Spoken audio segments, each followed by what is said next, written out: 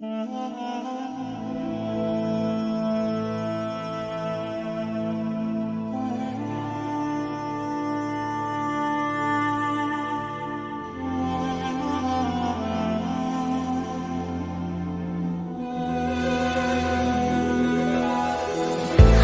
bir dardu g'amlarga tabib, bir inson bor bo'lmaydi topib.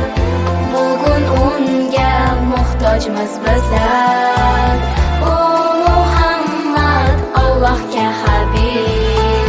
Holimizni ko'rsalar edi, oramizda yursalar edi.